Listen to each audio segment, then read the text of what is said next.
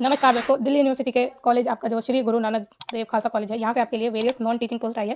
Permanent basis पर आपकी ये पोजीशन है और जो आप स्क्रीन पर पोस्ट देख रहे हैं टोटल 5 पोस्ट है। तो देखते हैं इनकी वैकेंसीज कितनी है, किस कैटेगरी के लिए है। एडमिनिस्ट्रेटिव ऑफिसर की जो वैकेंसी है, जो पोस्ट है वो एक है उसमें वैकेंसी, और वो रिजर्व के लिए है पीडब्ल्यूडी के लिए। फिर प्रोफेशनल असिस्टेंट की जो आपकी पोस्ट है वो एक वैकेंसी है और वो भी रिजर्व के लिए है, किसके लिए, पीडब्ल्यूडी के लिए। असिस्टेंट की जो पोजीशन है वो है 2 वैकेंसी इसमें, और दोनों की दोनों अनरिजर्व के लिए है। जूनियर असिस्टेंट की टोटल 4 वैकेंसीज हैं और इसमें से 3 जो है अनरिजर्व के लिए है और एक रिजर्व की गई है पीडब्ल्यूडी के लिए। फिर लाइब्रेरी अटेंडेंट की जो 4 वैकेंसीज हैं, चारों की चारों अनरिजर्व के लिए है।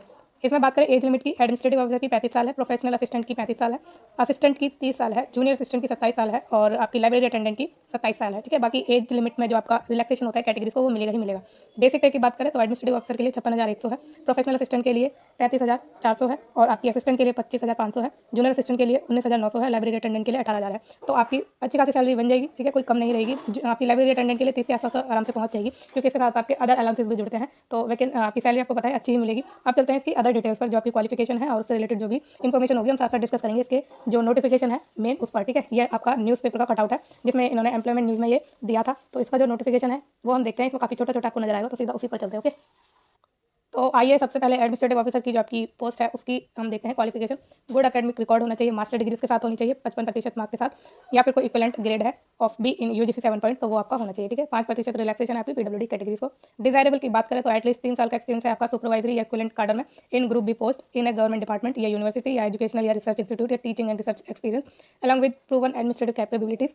तो इसमें आपको प्रेफरेंस मिल जाएगी, आगे थोड़ा बहुत फायदा हो जाता है। और अगर आपने एलएलबी, एमबीए या CA, ICWA, MCA, MPhil, PhD कोई भी क्वालिफिकेशन इनमें से ले रखी है तो आपके आगे बेनिफिशियल रहेगी आपके लिए। ठीक है, एज लिमिट तो हमने डिस्कस कर ली है, बाकी एज रिलैक्सेशन मिल जाएगा कैटेगरीज को। प्रोफेशनल असिस्टेंट की बात करें तो इसमें आपको चाहिए एमलिब साइंस या एमएलआई साइंस और या फिर इक्वलेंट 50% मार्क्स के साथ, या फिर मास्टर डिग्री आपने की है आर्ट्स में, साइंस में, कॉमर्स में या कोई अदर डिसिप्लिन में, उसमें आपके 50% मार्क्स है। उसके साथ आपको बीलिव साइंस या बीएलआई साइंस का क्या चाहिए, डिग्री चाहिए और 50% मार्क्स उसमें आपके होने चाहिए। साथ में computer science paper at graduate या पीजी लेवल और 6 month computer course from a recognise institution. तो आपने 6 मंथ का कोर्स किया हुआ अपने ग्रेजुएट लेवल पर या पीजी लेवल पर, या फिर आपने कंप्यूटर साइंस का कोई कोर्स किया हुआ 6 महीने का, तब आप इसमें आराम से अप्लाई कर पाएंगे। ठीक, तो ए आपके पास होना चाहिए, बी होना चाहिए। ए में आपको 2 ऑप्शन दिए गए हैं और बी में कंप्यूटर का क्या मांगा है, कोर्स मांगा है। फिर असिस्टेंट की बात करते हैं तो एक graduate from recognise university in any discipline, अगर आपने ग्रेजुएशन की है किसी भी डिसिप्लिन में और वर्किंग नॉलेज है आपको कंप्यूटर की या डिप्लोमा सर्टिफिकेट है आपके पास कंप्यूटर का 6 महीने का, और ऑफिस मैनेजमेंट का है या सेक्रेटेरियल प्रैक्टिस है, फाइनेंशियल मैनेजमेंट का है आपके पास, अकाउंट्स या कोई इक्वलेंट डिसिप्लिन में आपके पास 6 महीने का कोर्स है, एक्सपीरियंस है, कुछ भी है, तो आप इसमें अप्लाई कर सकते हैं। या फिर ग्रेजुएशन की डिग्री आपने ली है कंप्यूटर साइंस में, ऑफिस मैनेजमेंट में या सेक्रेटेरियल प्रैक्टिस में, फाइनेंशियल मैनेजमेंट में या अकाउंट में या इक्वलेंट कोई डिसिप्लिन में,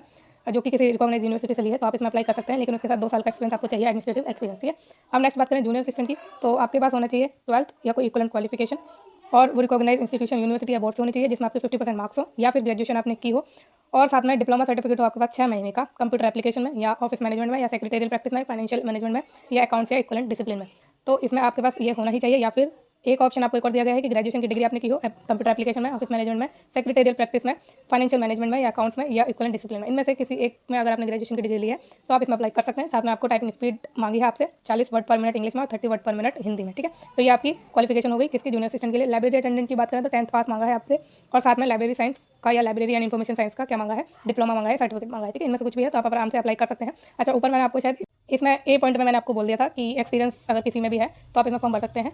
वो कंप्यूटर से रिलेटेड अगर आपके पास कोई डिप्लोमा है, ऑफिस मैनेजमेंट से रिलेटेड है सर्टिफिकेट, सेक्रेटरियल प्रैक्टिस से है, फाइनेंशियल मैनेजमेंट से रिलेटेड है या अकाउंट से रिलेटेड है या कोई इक्वलेंट डिसिप्लिन में अगर आपने सर्टिफिकेट ले रखा है या डिप्लोमा ले रखा है, तब आप इसमें अप्लाई कर सकते हैं। एक्सपीरियंस के लिए इन्होंने एडमिनिस्ट्रेटिव एक्सपीरियंस मांगा है। ठीक है, तो ये आपकी अदर फील्ड हो जाती है और एडमिनिस्ट्रेटिव ऑफिसर जो एडमिनिस्ट्रेटिव वर्क है वो अलग थोड़ा हो जाता है। इसमें से कंप्यूटर से रिलेटेड, मैनेजमेंट से रिलेटेड सर्टिफिकेट मांगा है। इनमें से किसी एक फील्ड में अगर आपके पास सर्टिफिकेट है तो आप इसमें फॉर्म भर पाएंगे। आगे अब हमने लाइब्रेरी अटेंडेंट तक बात कर ली, जो 5 पोस्ट थी आपकी, तो डिस्कस तो हमने कर लिया है। बाकी एप्लीकेशन फॉर्म है आपको जो आपको भरना है। ठीक है, अब भरने का तरीका क्या है, आपको भेजना होगा कहाँ पर, कॉलेज में। तो देखते हैं क्या एड्रेस है और क्या चीज़ आपकी कैसे रहने वाली है।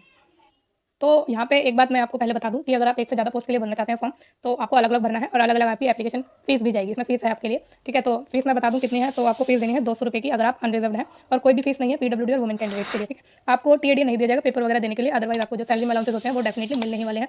और इसमें एप्लीकेशन फॉर्म आपको ऑफलाइन भरना है, डिमांड ड्राफ्ट के थ्रू आपको एप्लीकेशन फॉर्म भरना है। सारे रेलेवेंट डॉक्यूमेंट आपको अटैच करना है अपने एप्लीकेशन फॉर्म पर और आपको जो है भेज देना है कॉलेज के साइट कॉलेज के एड्रेस पर। तो जो आपका कॉलेज का एड्रेस है वो आपको डिस्क्रिप्शन बॉक्स में मिल जाएगा, वहाँ से आप वहाँ देख लेना कि क्या एड्रेस है, उस पर आपको भेजना होगा। और जो आपका वो है क्या कहते हैं उसको, एप्लीकेशन फॉर्म, वो भी आपको डिस्क्रिप्शन बॉक्स में मिलेगा, इसी पीडीएफ में अटैच है, मतलब जो दूसरी वाली पहले वाली मैंने आपको एप्लीकेशन फॉर्म दिखाया है उसमें अटैच है। तो वो आप वहाँ से डाउनलोड कर लेना, डायरेक्टली आप फिल करके भेज देना। ठीक है, तो सारी डिटेल हम चेक कर चुके हैं जो भी इससे रिलेटेड है। बाकी ये वीडियो आपको कैसी लगी मुझे जरूर बताना कमेंट में, और अगर आपको कोई डाउट है तो आप मुझसे पूछ सकते हैं कमेंट में। और फ्यूचर में रेगुलर जॉब की अपडेट के लिए और इंटर नोटिफिकेशन के लिए इस चैनल को प्लीज लाइक शेयर और सब्सक्राइब जरूर करिएगा। Thank you so much.